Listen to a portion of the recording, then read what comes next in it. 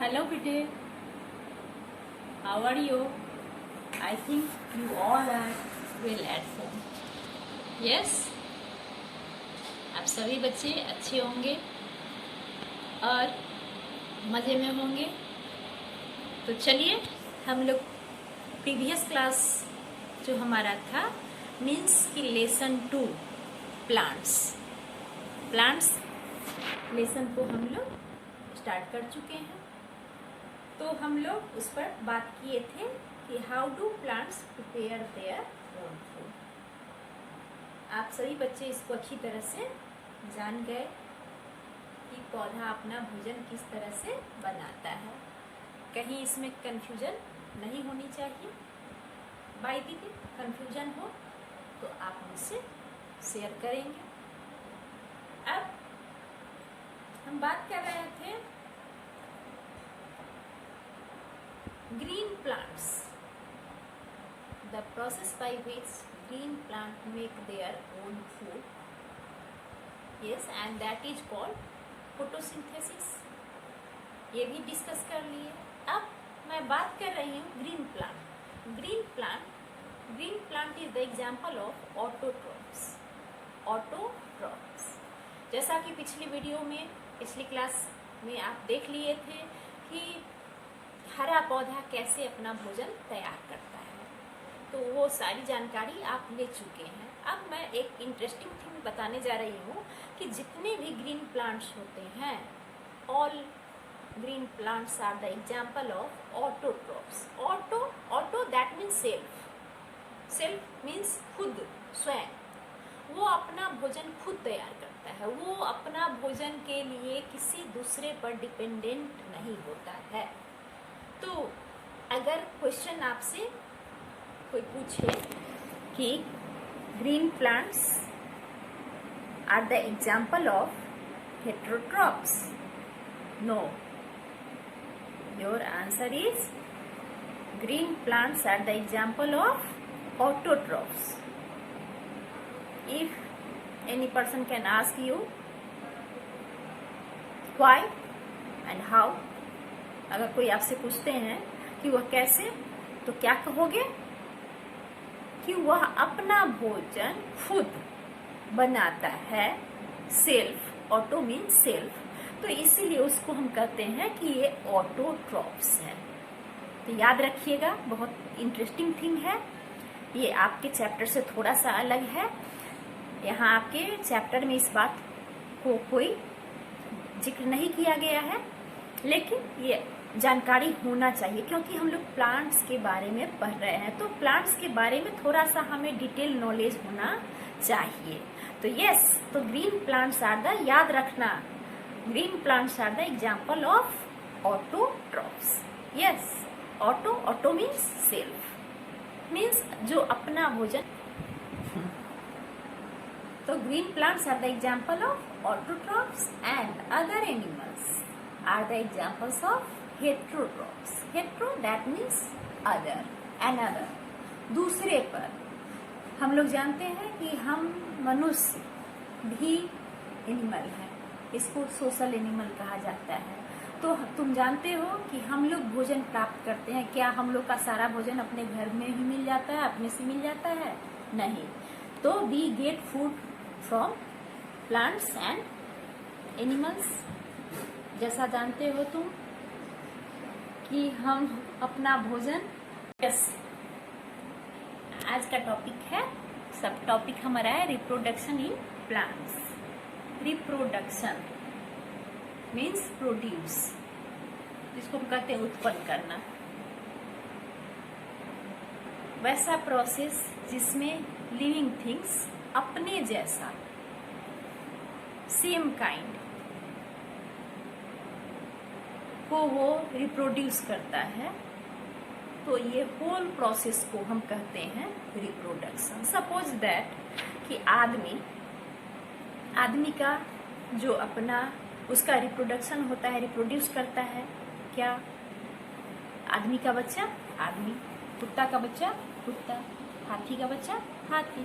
तो ठीक उसी तरह से कि ये जो पौधा में पौधा सपोज दैट कि अगर ये रिप्रोड्यूस नहीं करता तो क्या होता कि पर्टिकुलर एक एक, अगर मान लो कि एक एक पौधा अपना रिप्रोडक्शन बंद कर दे तो वो सारे रिप्रोडक्शन अगर नहीं होगा तो वो सारा उस पर्टिकुलर काइंड जो होगा प्लांट का वो खत्म होता चला जाएगा और पृथ्वी पर जितने भी काइंड्स के प्लांट है वो सारा धीरे धीरे खत्म हो जाएगा। तो ये चलता रहता है। जितना लिविंग बींग्स की बात करते हैं तो हम जानते हैं कि plants are the also example of living beings. तो लिविंग बींग्स दैट मीन कि they can reproduce their own kind, जिससे कि अर्थ पर उसकी जो रेस होती है, उसका जो मेन सेम अपना ओन काइंड होता है वो मेंटेन रहता है, वो चलता आता है। देखते होगे कि जो आपके दादाजी जिस पौधा को देखे, पिताजी देखे, उसको आप भी देख रहे हैं, कल आने वाले बच्चे भी देखते रहेंगे। तो दैट मीन्स कि वो जो रेस है वो मेंटेन होता आ रहा है। तो ये हो गया रिप्रोडक्शन। अब रिप्रोडक्शन होता है डिफरेंट वेज में। एक सिंपल कॉमन है जो आप सभी बच्चे जानते हो कि reproduction through seeds, reproduction through seeds, ये बहुत कॉमन है। अभी आप लोग छुट्टी में घर में हो, आप अपने दादाजी के साथ, पिताजी के साथ आप उसको देखिएगा और मैं आपको यहाँ कुछ दिखा भी रही हूँ। Yes, there are some examples of seed and this is the example of gram seed, चना। और अब देखिए बेटा कि आपके पास आप देख रहे हैं जो यहाँ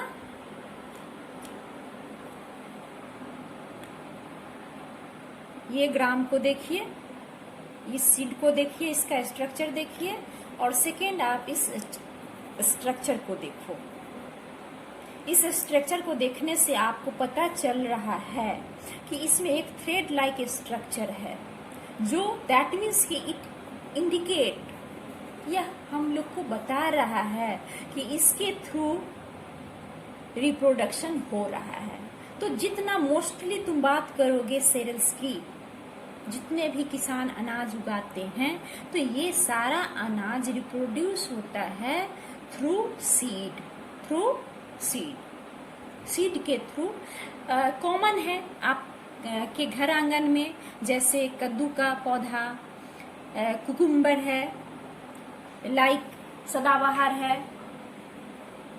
बहुत सारे आप पौधा देखेंगे, वो सारा ग्रो करता है, रिप्रोड्यूस करता है with the help of seed. ये बहुत कॉमन है, बहुत इजियर वे में इसका रिप्रोडक्शन होता है। जितने भी किसान तुम पिक्चर में देखे होंगे, आप स्टोरी में सुने होंगे, आप रियल लाइफ में भी देखे होंगे कि जब वो सीड बोता रहता है तो सीड बोना किया बहुत इजी वे में, इजियर मेथड कहो, इजियर मेथड होता है रिप्रोडक्शन ऑफ प्लांट का।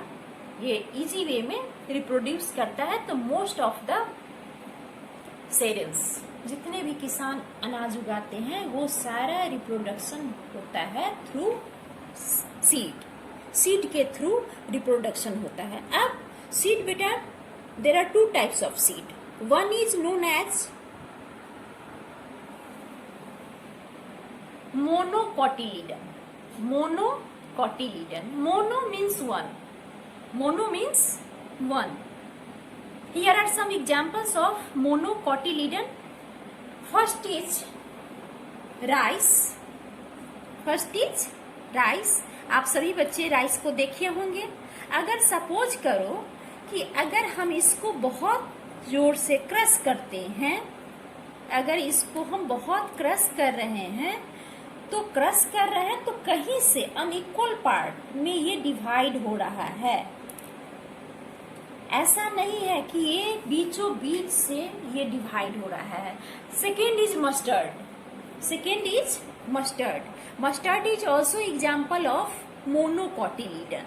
मीन्स कि ये होल, इसका जो ग्रेन है, ये होल स्ट्रक्चर सिंगल सीड से ये बना है। अगर हम इसको प्रेस करेंगे तो पूरी तरह से ये दब जाएगा।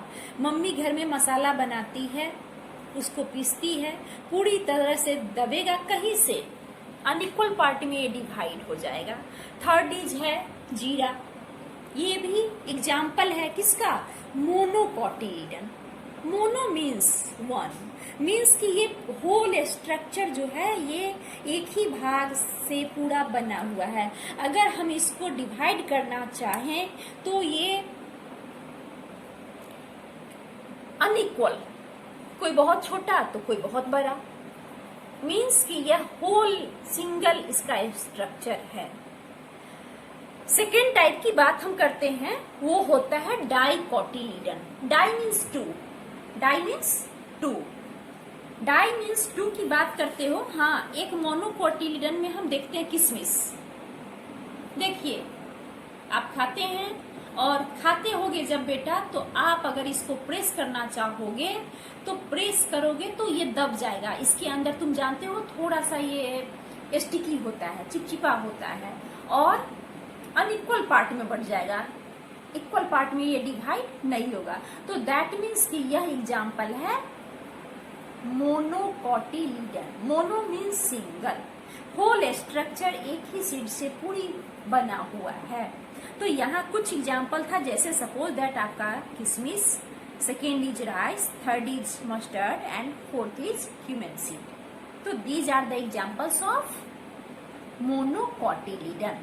And second is dicotyledon. Di means two, याद रखना, mono means single, mono means single, नाम से ही आंसर मिल जाएगा, और di means two. Two means कि अ सीड, एक सीड का स्ट्रक्चर, पहले स्ट्रक्चर को ही देख लिया जाए।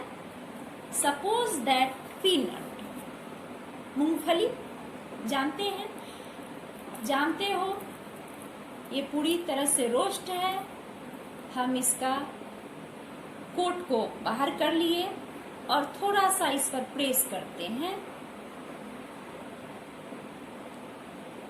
और प्रेस करने के बाद यह बट गया टू इक्वल पार्ट्स, दो सेम पार्ट में ये डिवाइड हो गया। तो दैट मीन्स कि यह क्या है? डाइकोटिलीडन। क्या है? डाइकोटिलीडन। सेकेंड पिक्चर देखिए आप, चना का, आप स्ट्रक्चर देख रहे हो,